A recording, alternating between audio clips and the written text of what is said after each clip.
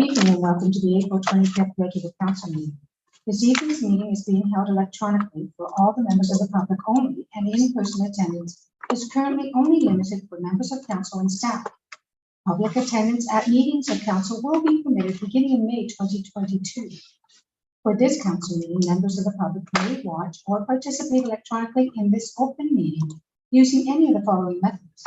Watch the live stream by accessing the meeting through the township website.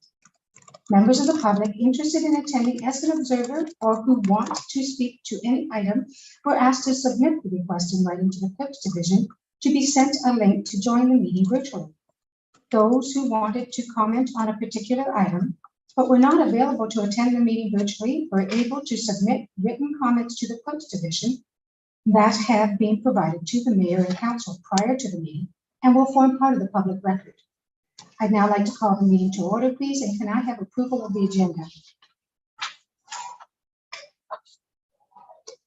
I move myself, second by Councillor Gillespie, that council adopt the April 25th, 2022 regular council agenda as presented. All those in favor?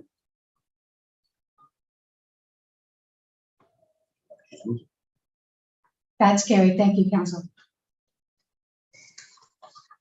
Now I'd like to do the Indigenous Territory Acknowledgement. We acknowledge that the land on which we gather today is the traditional territory of the Haudenosaunee, Anishinaabe, and Neutral people. We acknowledge the enduring presence of the Indigenous people with whom we share this land today, their achievements and their contributions to our community. We offer this acknowledgement as an act of reconciliation between the Indigenous and non-Indigenous peoples of Canada. I'd like to now pause and reflect as we think about the past, what's happened, as we try to learn today so we can move forward together.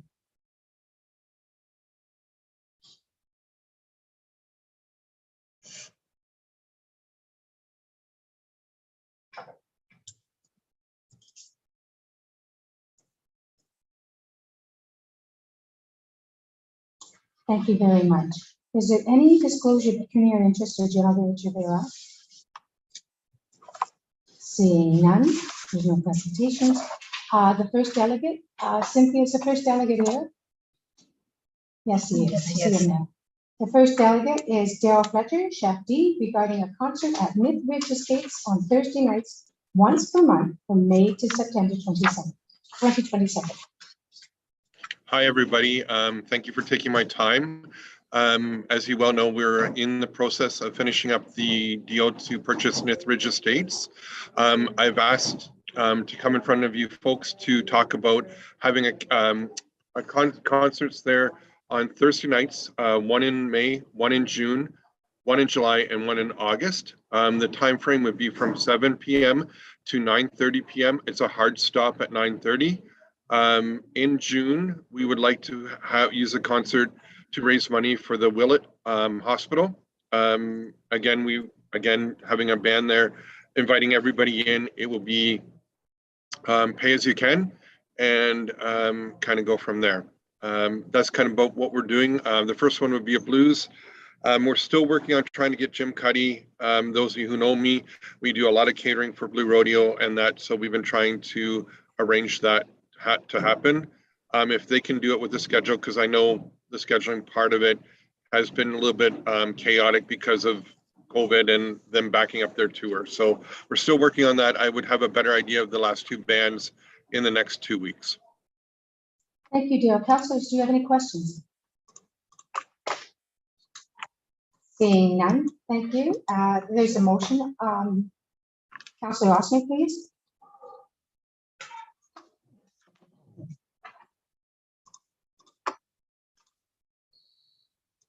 So moved by myself, second by Councillor Gillespie, that the delegation of Daryl Fletcher, Chef D, concerning concerts on Thursdays from May to September 2022, once a month from 7 p.m. to 9:30 p.m. at Myth Ridge Estate Wedding and Events, 180B Myth River Way, be received, and that Mr. Fletcher be provided with a copy of an extract from General Zoning Bylaw 689-83, applicable specifically to the lands located at 180B Myth River Way and the operation of a wedding and event venue, along with the noise bylaw 2609-14, and that Mr. Fletcher and the Chef D group of business be recognized and welcome to the township. So Chef G, I believe that's a go. And keep us informed because I think this is a wonderful event. Thank you. We have the vote. Oh, sorry, all those in favor? That's a go. Let's carry. Next, we have Monica Odimer and the Children's and Youth Planning Table regarding data from the Youth Impact Survey in North Dumfries Township. Monica, please.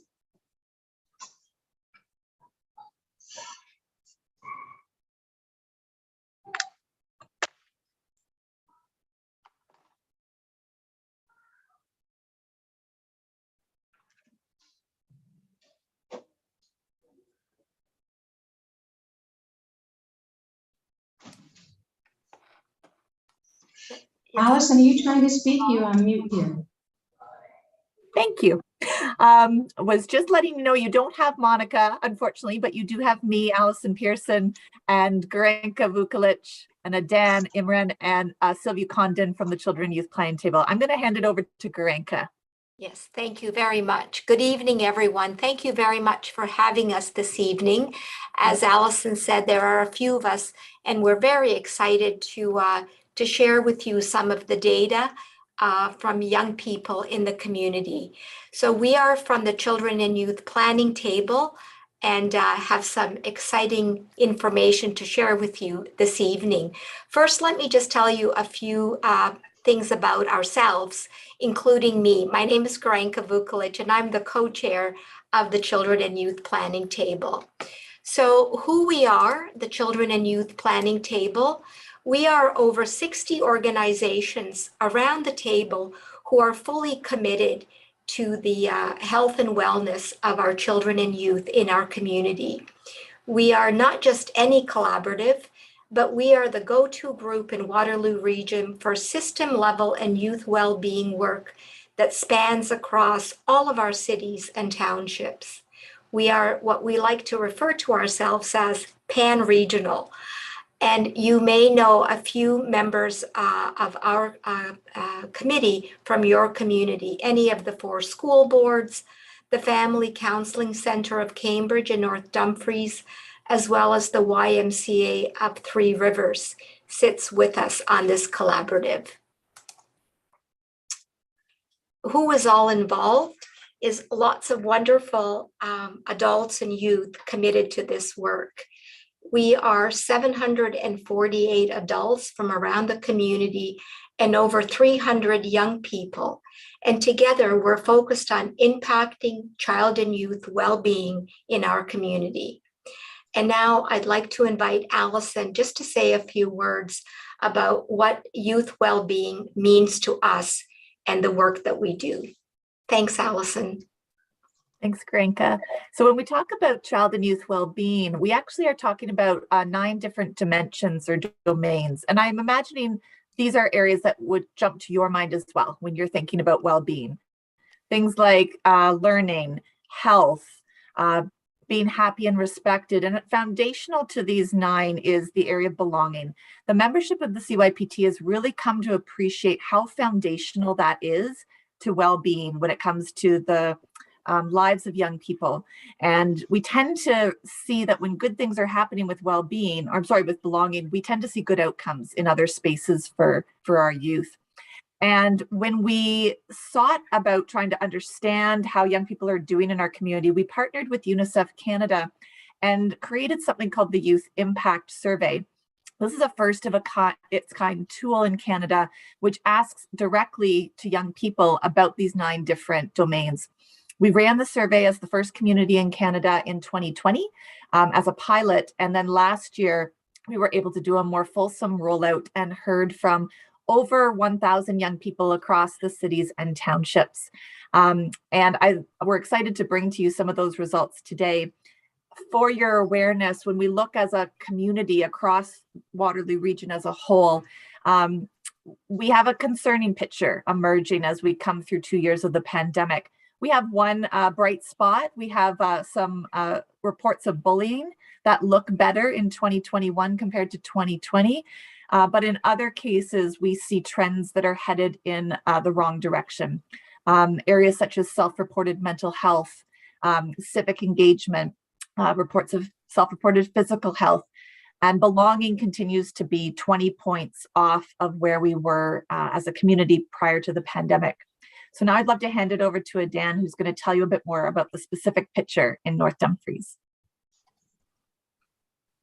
Hello, everybody. So Allison did introduce me, but my name is Adan, and I'm one of the 3 youth connectors, part of the Children Youth Planning Table's backbone team.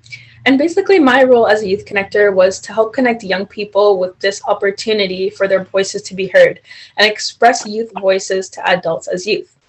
And this was made possible by the Youth Impact Survey.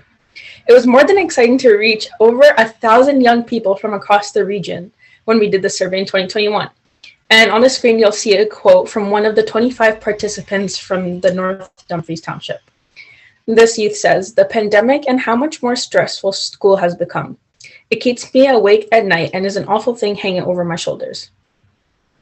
In total, we heard from 103 young people across the 4 townships, which equaled around 11.4% from our sample size. So about 1 in 10 of our participants was from one of the townships.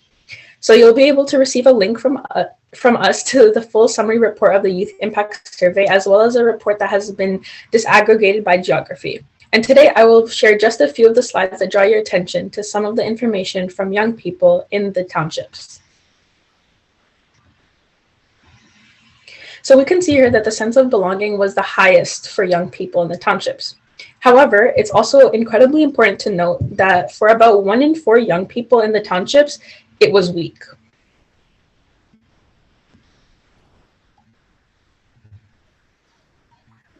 In all communities, we see about half of the respondents struggling with their mental health. However, of all the geographies, the participants from the townships were faring slightly better in terms of self-assessed mental health. On screen, we can see it's slightly bit more positive than compared to negative.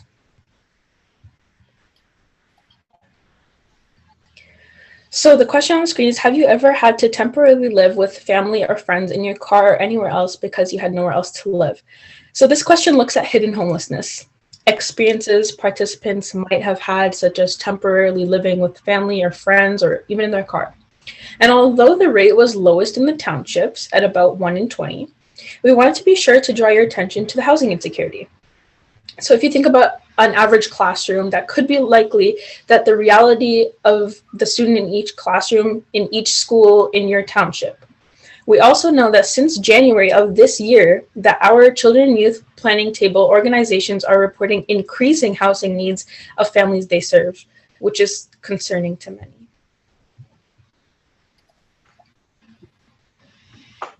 So when we look at responsibility to help protect the natural environment, we can see that 3 out of 4 youth of the townships agree that this is part of their personal responsibility. And the majority feel that the quality of the natural environment in their neighborhood which they are living in is very high, which is a great thing. So finally, access to recreation and cultural facilities. Extremely crucial, extremely important, especially for youth. For the young people in the townships who participated in this survey, about 1 in 3 of them did not agree that the facilities are easy for them to get to. And we had sense-making sessions on this that youth elaborated that it might be because of transportation, or there aren't even sources available in their area because townships tend to be smaller than the 3 major cities. And that was another reason that they weren't able to do what they like. So I feel extremely grateful to be here today to bring forward some key insights related to belonging and mental health from young people directly to you. And while there are some high points in what youth people have shared, it's critical for all of us to grasp that many young people are struggling with their well-being, and that there are things you can do to help.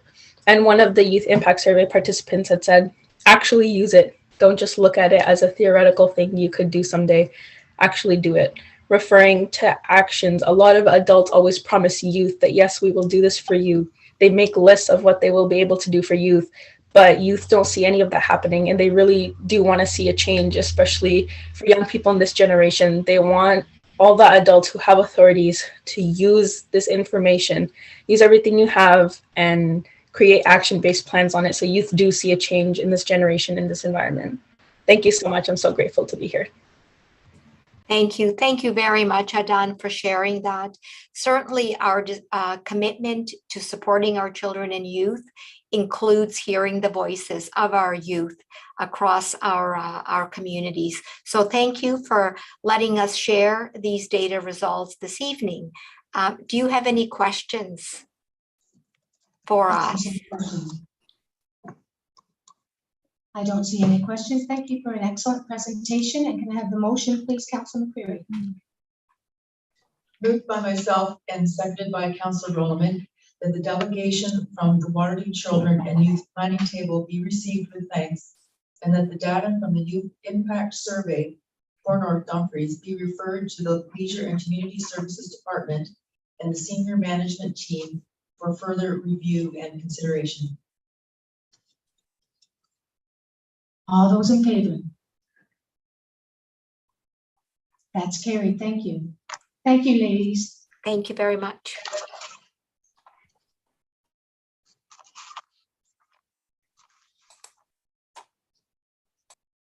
Now we'll move into the consent agenda from the Committee of the Whole. Adoption of the carried resolutions for the April 11th, 2022 Committee of the Whole meeting. Councillor Gillespie, you do not have to read it in its entirety. Thank you. Moved by myself and seconded by Councillor Osner that Council adopt the following recommendations as listed in 8.1.1 A through L on the agenda as presented by the Committee of Whole dated April 11th, 2022. Report FIN number 14/2022 tax rate bylaw. Report number FIN 15/2022 annual treasury statement on continuity of the development charges reserve fund as of December 31st, 2021. Report number PD 11/2022 approval of the site plan control agreement for 2302 Dumfries Road, file number SP03/21.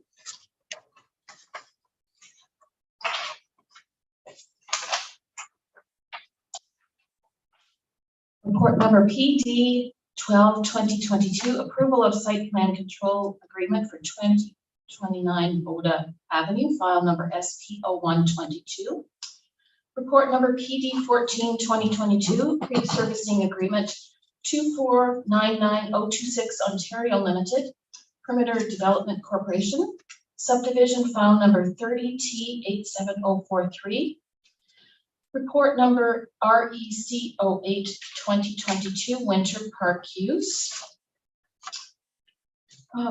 Report number REC10/2022 Leisure and Community Services Spring Summer Outdoor Programs. Report number BLAW02/2022 report follow-up report proposed road use bylaw. Report number CLK 11/2022 proposed set fines for mobile food vendors, bylaw number 3305/22. Report number FD04/2022, Fire Department Incident Report Summary, March 2022. Report number FD05/2022, Discussion, Fireworks Bylaw. And report number CAO14/2022, Discussion Item, Work from Home Policy Framework. Thank you, Councillor Gillespie. All those in favor?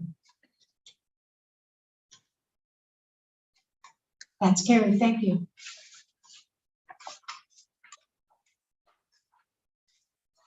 Next, we have, next up is the motion to adopt the recommendation for tax rate bylaw.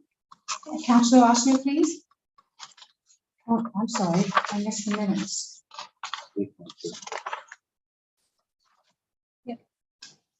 Let's correct the minutes. So Councillor Osner. Can I have the motion, please, Councillor Osner, for the minutes? Yes, moved by myself, second by Councillor Rowland, that council approved the following minutes. Regular council meeting minutes dated March 28th, 2022, and committee of the whole meeting minutes dated April 11th, 2022. All those in favor? That's carried. Thank you.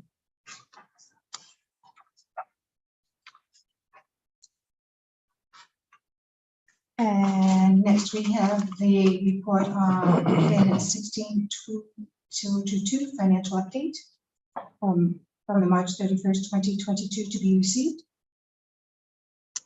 Councilor Gillespie. Moved by myself, seconded by Councilor Rowland, that report PIN 16-2022 financial update to March 31st, 2022 be received.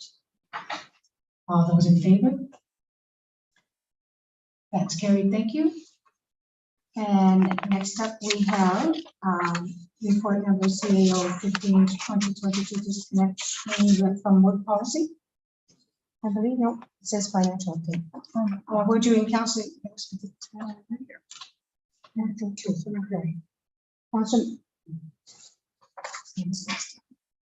Sorry, guys. Councilor McCreary, please, on the next motion in regards to procedural bylaws. Moved by myself and seconded by Councilor Rowland, that CLK report 12-2022 be received, and that council suspend the rules of the procedural bylaw to amend the start time of the regular council meeting scheduled on May the 16th, 2022, to start at 6 p.m. to address a closed session item, and that the clerk be authorized to provide public notice as it relates to the amended start time. All those in favor? That's carried, thank you. Next, we have Councilor Gillespie doing the disconnecting from the foreign work policy. Moved by myself, seconded by Councilor Rowland, that CAO report number 15-2022 be received, and that council adopt the disconnecting from work policy dated April 25th, 2022, as presented to this report. All those in favor? That's carried, thank you. And next we have the tender requests. Councilor Gillespie again. Moved by myself, seconded by Councilor McCreary, that PW report number 0-2022 be received, and that council approve the award of contract NDRFT EPW01-2022 for the road resurfacing 2022 in the amount of $1,232,801.20 plus HST to Ecom Incorporated, operating as Brant Co-Construction, and that the project contingency of $296,021.50 inclusive of HST rebate be established, and that council authorize staff to negotiate for inclusion of Gray Street in the 2022 road resurfacing program up to a maximum amount of $200,000 with Ecom Incorporated, and that the mayor and clerk be authorized to execute any necessary documents to facilitate the completion of this project. All those in favor? That's carried, thank you. Next, we have the communications, correspondence to be received. Is there anyone that wants to touch anything on the correspondence before we carry through with the motion? Seeing nothing, can I have the motion, please, Councilor Rowland? You do not have to read it in its entirety. Thank you, Madam Mayor. Moved by myself, second by Councilor McCreary, that council receive the following items: 11.11 through to 11.13. All those in favor? That's carried, thank you.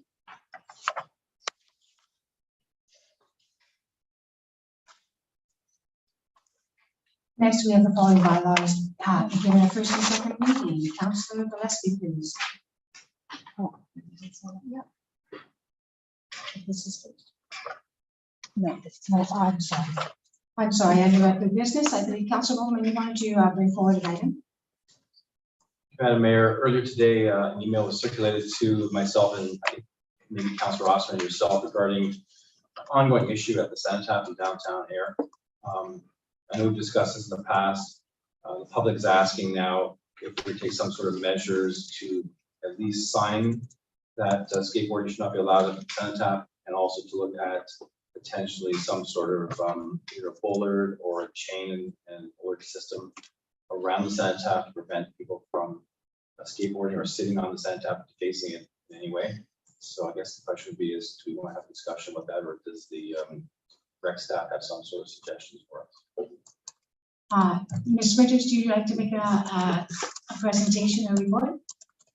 So I can have a discussion about that.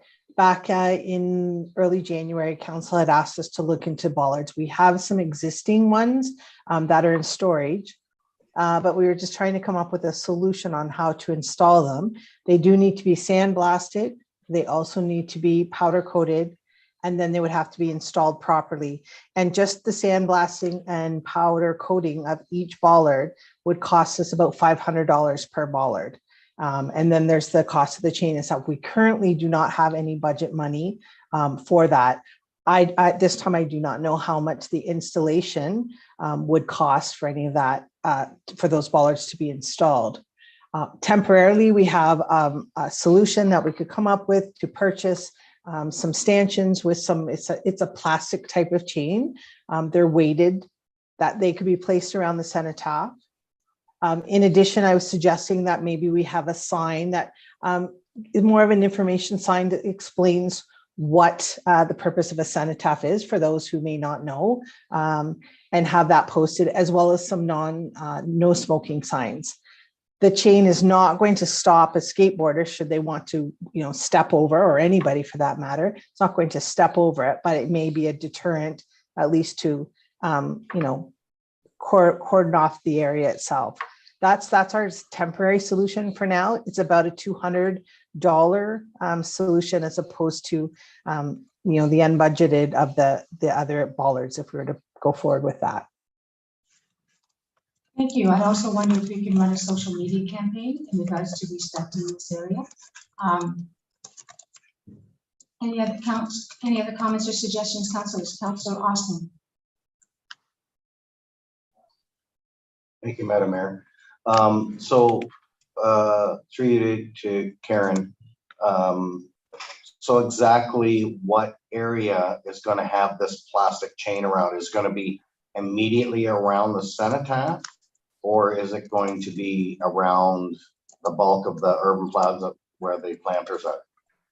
No, I think our original thought was we would just put it around the cenotaph. We don't want to block off that walkway area. We wanted to keep that open, but certainly we're open for any suggestions that council may have. Councilor Roman. Madam Mayor, I guess the concern I have is a plastic chain probably won't last the weekend. The bollards, I believe, are historic bollards that came out of the old Date Industries plant.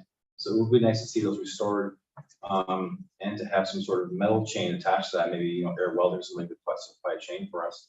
I'm really thinking if we spend $200 on this temporary solution, it really won't do much. We're quite better off to pursue, if possible, the bollards and an appropriate chain. Councilor Austin. Thank you, Madam Mayor. These bollards that we talked about originally with the urban plaza, my understanding is that it was to line the urban plaza, not surround the cenotaph itself. Is this correct? CL McNeely, do you have a comment? Thank you, Madam Mayor. Ms. Winters may not have the legacy, just being with the township for the past year. So these bollards that we have in storage, we actually salvaged from the Date Industries property that changed ownership. I'm going to say approximately 6 years ago. So they've been sitting in the storage building on township lands. So we really never had a firm use for these. We salvaged them, we got them, they're available for our use. They were tired when we took possession of them, and certainly they're not in a form presentable in a public setting like the cenotaph. We had previously taken a couple of the bollards down to the cenotaph just to get an understanding of their mass and their relationship to the cenotaph itself. At that time, we were proposing to space them approximately 4 to 5 feet apart, and they would be offset from the base of the cenotaph in a semicircle, So predominantly the portion of the south, east, and north elevation. And it was offset from the base of the cenotaph by approximately 2 feet. With the metal chain, which we would have to purchase and affix to the bollards. The reason why we've never talked about putting anything at the 3 entry points into the plaza is because of the barrier-free access. If we put a structure like the 2 bollards with a chain as an example, we'd be interfering with the path of travel for barrier-free access onto the plaza itself. Thank you, CEO McNeely. If I may for a minute, Councillor Austin, I think I would like staff to research the cost and what it will take to get these done. I have to agree with Councillor Roman that I don't think the other thing would last a week, if that. And I think aesthetically, the bollards that we have, the antique bollards, were quite pleasing and matched the area quite well. I have Councillor Austin and then Councillor Gillespie. Thank you, Madam Mayor. Excuse me. So, given the fact that the bollards are going to have just a chain around them, do we feel that's going to be enough? For example, on the bottom platform of the cenotaph itself, could we not find some sort of, or design some sort of like a wrought iron railing with maybe the design of the poppy and commemorative of the war in that railing versus just a chain around there? My understanding was these bollards were to surround the outside of the urban plaza that faces towards the road, not the access points, as a means of more vehicle deterrence or something. However, having them right by the cenotaph with the chains, I'm wondering if there's a better solution, and I'm thinking maybe of a, something like a 3-foot wrought iron design, like I said, with the design of the poppy and other commemorative designs. Just a thought of actually, because again, if we put the bollards there, I think they can just step over them with the chains, and then we're into a situation where if we're not there, we have the same problem, and they're just going over the bollards. Just a suggestion. Councillor Gillespie. Thank you, Madam Mayor. I was just wondering, is there ever any police presence there to deter these people from doing this? That, I think a sign and police going by once in a while might help a lot. Councillor Roman. Madam Mayor, I do think that one of the issues is education. I think people aren't really aware. There's no signage currently in the Cenotaph Square saying you can't skateboard there. And the war memorial was put up in 1921. So it's a long time ago for a lot of people. A lot of these children have no connection to it, and the people that are connected to it are upset to see people in there. So maybe what we need to do is an education plan, the sign, some social media blasts. Maybe the schools could discuss it a little bit with the children at schools. That's a starting point. The bollards, I like the bollards because it won't actually interfere with the construction of the actual cenotaph. I'm concerned that start drilling into it or adding railings to it, you could damage it. So I would rather see something separate around the cenotaph as opposed to something that's attached to it. But these are all things we can look at down the road. But in the interim, I would like to see at least a sign go up, and then hopefully some sort of bollard and chain system just to protect the cenotaph a little bit. CEO McNeely. Thank you, Madam Mayor. If I could suggest to provide some assistance to council, would you like to approach this in a 2-pronged manner? We can come up with some signage that can be installed in fairly quick order that would speak to the significance of the plaza and specifically the cenotaph. For some people, that might provide some context and acknowledgement and respectful conduct in the plaza and adjacent to the cenotaph itself. As I said, we can install that in a couple of strategic locations that are visible, yet don't dominate the cenotaph itself, and sending that key message. Yes, we can also put together through e-blasts and our social media campaign, some short messaging, calling upon the parents to also speak to their children and helping identify this very important community space and its importance as part of our overall history. So that would be the immediate. The second prong approach, if council wishes, we can try and put together some, I'll use the word artist rendering in quotations, to look at a couple of different scenarios of what either the bollard with the chain, wrought iron fencing with some impressions built into the wrought iron fencing and the like, and try and, for lack of a term, piece that visually around the cenotaph so that council can get an idea what it would look like. But also in the interim, you'll have seen whether or not the first step has created a positive progress, and whether or not with this first phase in place, whether the second will actually be required. But we would certainly come back with that second thrust with some schematics, costing, and by then you'll also have an opportunity to see whether or not the first phase has been successful. Councillor Rossman. Thank you, Madam Mayor. I like that idea. I'd like to see a rendering to see what some sort of decorative railing, iron railing around it could look like. We have to make sure that whatever is put there is not too restrictive for ceremonies and laying of wreaths and etc. So it's got to be less restrictive. So it can't, if it's some sort of fence, it can't, or railing, it can't be too high.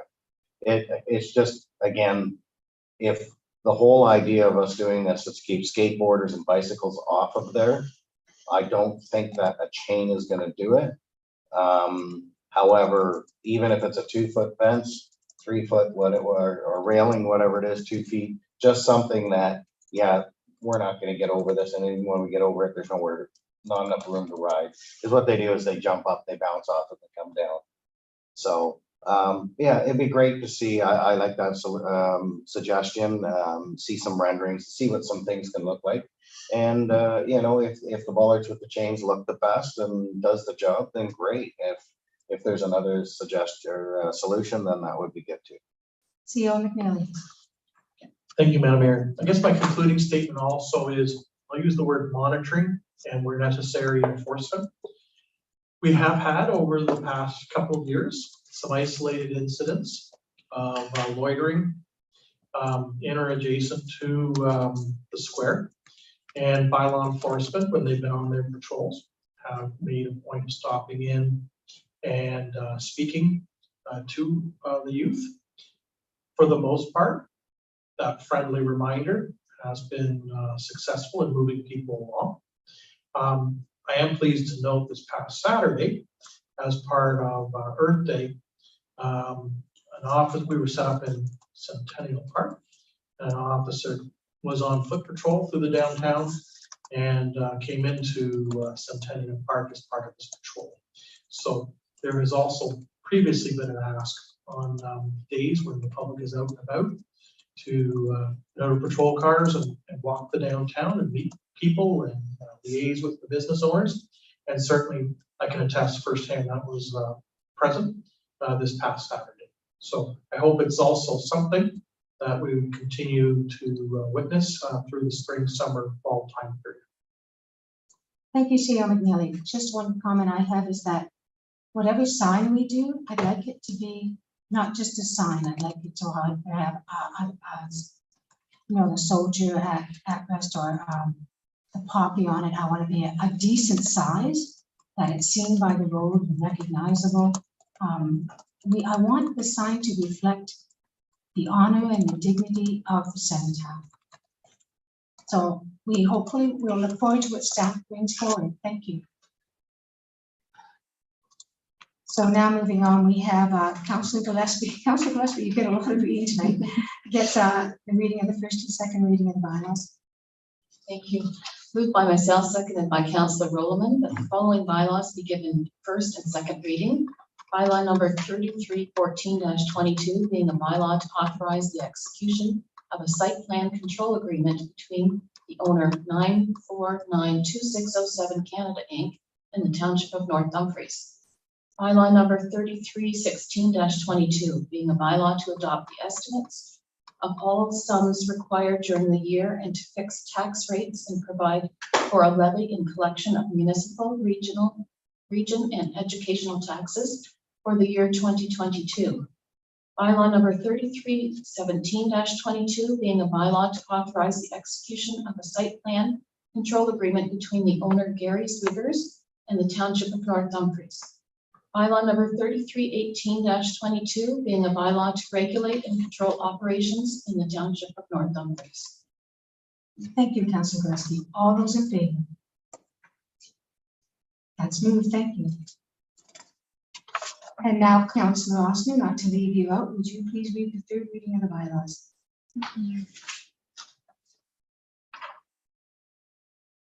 Moved by myself, second by Councillor Gillespie. That's CAO report number 16.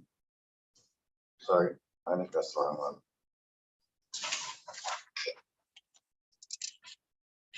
What? Yes, that's correct. Sorry. So moved by myself, second by Councillor McCurry, that the following bylaw be taken as read a third time and finally passed. Bylaw number 3314-22 being a bylaw to authorize the execution of a site plan control agreement between the owner 9492607 Canada Inc. and the Township of North Dumfries. Bylaw number 3316-22 being a bylaw to adopt the estimates of all sums required during the year and to fix tax rates and provide for the levy and collection of municipal regional education taxes for the year 2022. Bylaw number 3317-22 being a bylaw to authorize the execution of a site plan control agreement between the owner, Gary Zweigers, and the Township of North Dumfries. And bylaw number 3318-22 being a bylaw to regulate and control operations in the Township of North Dumfries. All those in favor? That's carried. Thank you. I didn't see. Councillor Roman, can I have a motion to move into closed?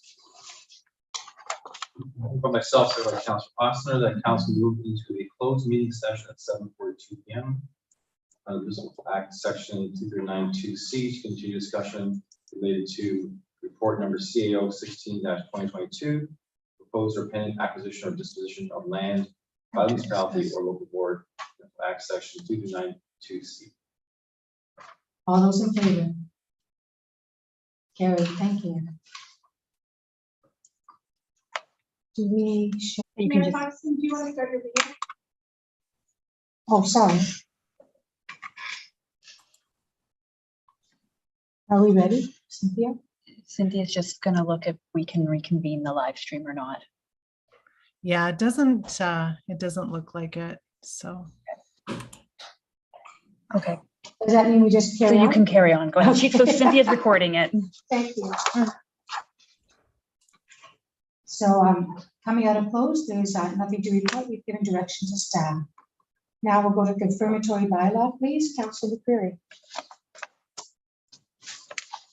Moved by myself and seconded by Councillor Osner, the bylaw number 3320-22 being a bylaw to confirm proceedings of council on April 25th, 2022, read a first, second, third time, and be finally passed, signed by the mayor and clerk. All those in favor? That's carried. Thank you.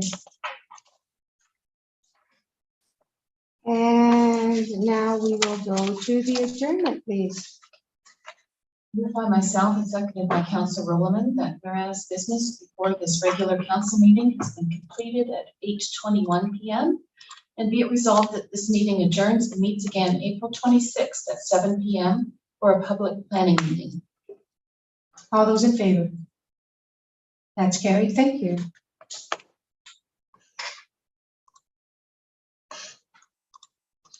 And that's it. Are we still on, Cynthia?